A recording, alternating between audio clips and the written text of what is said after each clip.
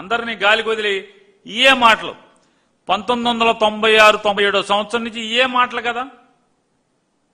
ఏమని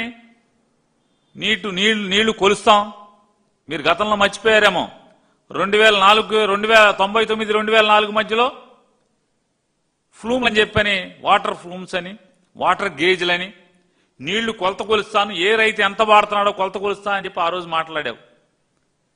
ఇప్పటికన్నా కొలిచావా? ఎక్కడన్నా ఉందా? ఏంటి భద్రత? ఏ కాలువల మీద, ఇరిగేషన్ కెనాల్స్ మీద ఎక్కడన్నా ఇరిగేషన్ లస్కర్లు ఎక్కడన్నా ఉన్నారా? ఏఈలు ఉన్నారా? డిఈలు ఉన్నారా? ఎవడున్నాడు? అంతా ఇన్ఛార్జీల వ్యవస్థే కదా. డ్యామ్ కంట్రోల్ ఎవడు చేస్తున్నాడు? పర్మనెంట్ ఎంప్లాయీస్ ఎవరన్నా ఉన్నారా? డ్యామ్ కంట్రోల్ చేయడానికి డ్యామ్ రెగ్యులేషన్కి లేదా ప్రాజెక్ట్ రెగ్యులేషన్కి ఇరిగేషన్ రెగ్యులేషన్ సిస్టంలో ఎవడున్నాడని చెప్తాను. గ్రామ స్థాయిలు అంటే ఒక కెనాల్ కిందకెళ్తే లస్కర్ లేడు. లస్కర్లు ఉన్నారా? లస్కర్ లేడు. లాక్ గుమ్మస్తాలు లేరు, లాకుల దగ్గర లాక్ సూపర్వైజర్ లేరు, ఏఈలు లేరు, 2-3 కాలువలు కలిపి డిఈలు ఈఈలు. నువ్వు నీటి భద్రత గురించి చెప్తావు. ఏంటి భద్రత? మైకుల్లో చెప్తే భద్రత. జనం పిచ్చోళ్ళ, రైతులు పిచ్చోళ్ళ? డిమాండ్ ఆధారిత పంటల సాగు ఈయన చెప్తాడు. నేను నారా చంద్రబాబు నాయుడు గారిని అడుగుతున్నా, నారా చంద్రబాబు నాయుడు గారు నువ్వు గద్దెనెక్కిన దగ్గర నుంచి అది ఏ పంటకి డిమాండ్ ఉంది, ఏ పంటకి రేటు ఉంది? ఒక్క పంటకన్నా రేటు ఉందా అని అడుగుతున్నాను. ఏ పంటకి రేటు ఉంది? ఎవరికి? అలో లక్షణ అంటే ఏడవటమే కదా. ధాన్యం, తుఫాన్ల మీద తుఫాన్లు. అయ్యగారి కాలు ఏదో అండా సామెత అంటారు, కాలు పెట్టిన వేళ విశేషం, గుడ్డొచ్చిన ఏడ బిడ్డొచ్చిన ఏళ అంటారు. ఈయన వచ్చాక అయితే అతివృష్టి లేదా అనావృష్టి, ఈ రెండే జరుగుతున్నాయి కదా ఇక్కడ. అయితే ఇతను వచ్చిన తర్వాత నారా చంద్రబాబు నాయుడు గారు కాలు పెట్టి ప్రమాణ స్వీకారం చేసిన తర్వాత 20 మాసాల్లో సుమారుగా 15-16 తుఫాన్ల లేదే డిప్రెషన్ల వాతావరణం ఈ రకంగా రైతులకు వ్యతిరేకంగా 15-16 సార్లు వాతావరణ విపరీతాలు ఏర్పడినాయి. సర్వనాశమే కదా. కొబ్బరి అల్లాడి అలో లక్షణాన్ని అల్లాడుతున్నారా? నువ్వు చెప్పావు కదా డిమాండ్ ఆధారిత పంటలని. దీనికి డిమాండ్ ఉందా? కొబ్బరి పంట ఏడుస్తున్నారు కదా, ధాన్యం ఊడ్చిన వాళ్ళు ఏడుస్తున్నారు కదా. అరటి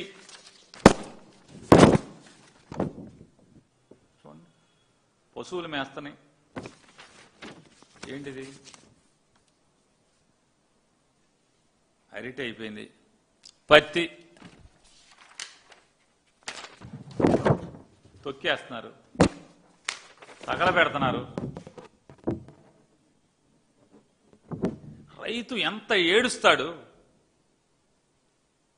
కడుపున పుట్టినటువంటి బిడ్డని పెంచినట్టుగా పంటను పెంచి దాన్ని కోసి అమ్మకుండా ఈ రకంగా అగ్నికి ఆహుతి చేస్తున్నాడంటే ఎంత శోకం ఉంటుంది ఆ రైతుకి.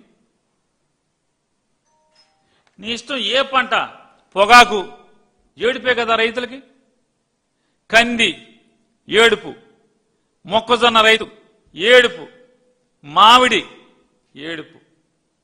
ఏ రైతు సుఖంగా ఉన్నాడు? ఏ రైతు ఏ పంటకి గిట్టుబాటు ధర వచ్చింది 20 మాసాల్లో అని అడుగుతున్నాను. వేరుశెనగ ఇవాళ ఎంత ఉంది? 5,000, 5,300 క్వింటా.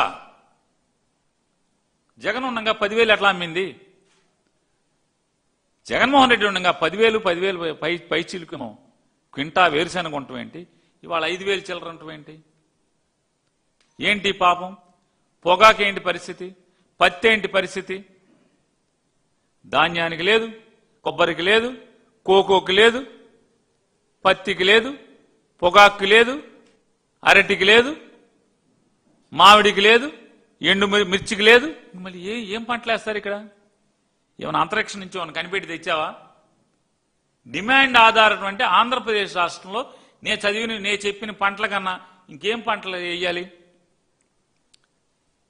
పామాయిల్ లేదు, నారా చంద్రబాబు నాయుడు పాదం మోపిన తర్వాత జగన్మోహన్ రెడ్డి గారి ఏలుబడిలో కంటే ఏదైనా పడిపోవటమే కదా తప్పితే రేటు పలానా పంటకి రేటు ఉందని మీరు చెప్పండి.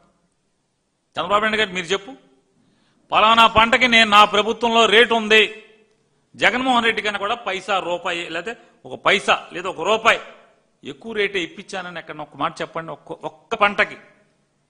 మరి నీ ప్రభుత్వంలో చంద్రబాబు నాయుడు గారు నీ ప్రభుత్వంలో ఏ పంటకి గిట్టుబాటు ధర లేదు, ఏ పంట వేసినా ఏడుస్తుంటే మరి డిమాండ్ ఆధారిత అంటే ఏంటిది?